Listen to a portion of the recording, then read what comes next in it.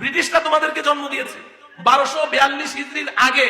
আমি আজকেও আপনাদের মাধ্যমে আহলে হাদিস বন্ধুদেরকে বলতে চাই, 1242 হিজরি, তার মানে আজকে থেকে মাত্র 200 বছর আগে, 1242 হিজরির আগে গোটা পৃথিবীর কোথাও আহলে হাদিস মসজিদ, আহলে হাদিস মাদ্রাসা, আহলে হাদিস লাইব্রেরি, আহলে হাদিস অমুক, এই একটা মসজিদ মাদ্রাসার অস্তিত্ব যদি 1242 হিজরির আগে দেখাতে পারো, আজকে আমি ঘোষণা দিচ্ছি আমিও তোমাদের দলে অন্তর্ভুক্ত হয়ে যাব।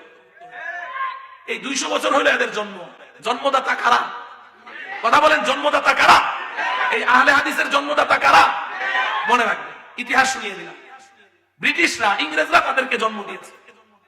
এরপর আহলে হাদিস নাম, এই আহলে হাদিস নামটা এরা পাইল কোথায়? আহলে হাদিস নাম পাইল কোথায়? এটা শুনেন।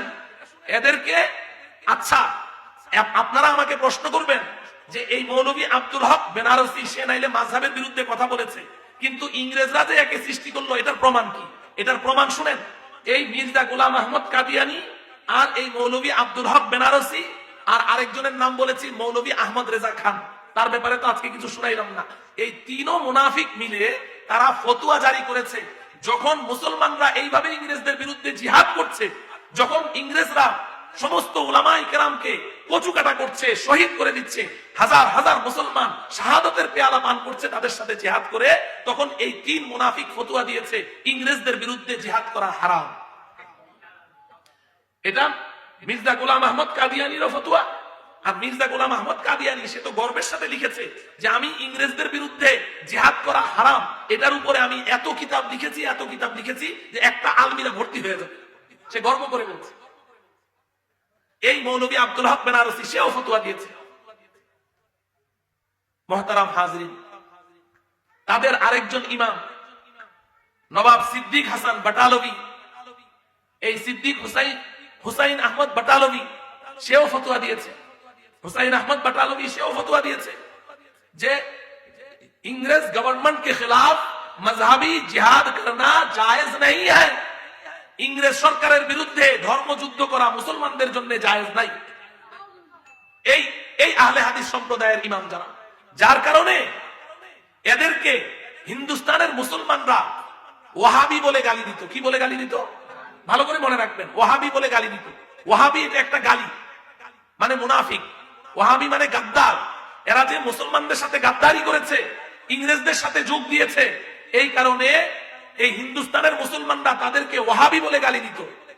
তখন এই আহলে হাদিসদের ইমাম, আহলে হাদিস যারা সৃষ্টি করেছে, হুসাইন আহমদ বাটালভি, ওনার একটা মাসিক পত্রিকা ছিল ইশাআতুস সুন্নাহ, ওই সময় ছাপতো মাসিক পত্রিকা।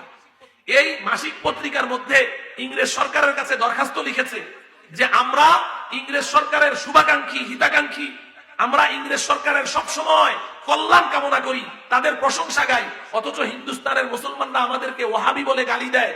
এই ওয়াহাবি নামটা আমাদের পছন্দ না, এই কারণে মাননীয় ইংরেজ সরকার মহোদয়ের কাছে দরখাস্ত করছি আমাদেরকে আহলে হাদিস নামটা বরাদ্দ দেওয়া হোক। ভালো করে মনে রাখবেন, ওই দরখাস্ত আমাদের কাছে আছে।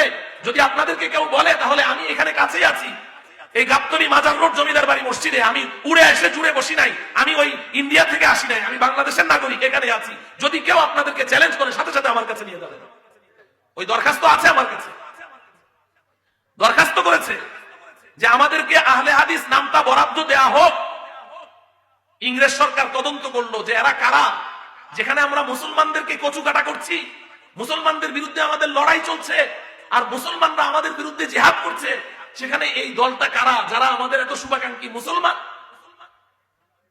তারা তদন্ত করে দেখেছে, হ্যাঁ এই কিছু ওই আব্দুল হক বেনারসির অনুসারী, এই দলটা ইংরেজ সরকারের খুব শুভাকাঙ্ক্ষী, সবসময় ইংরেজ সরকারের খুব গুণ গায়। তদন্ত করে যখন দেখলো যে না তাদের দাবি সত্য, তখন ইংরেজ সরকার লিখিত ভাবে চিঠির মাধ্যমে তাদেরকে আহলে হাদিস নামটা বরাদ্দ দিয়েছে। তাইলে এই আহলে হাদিস নামটা কারা দিয়েছে? ইংরেজরা। এদের জন্মদাতাও ইংরেজ, এদের নামটাও কে দিয়েছে? ইংরেজরা।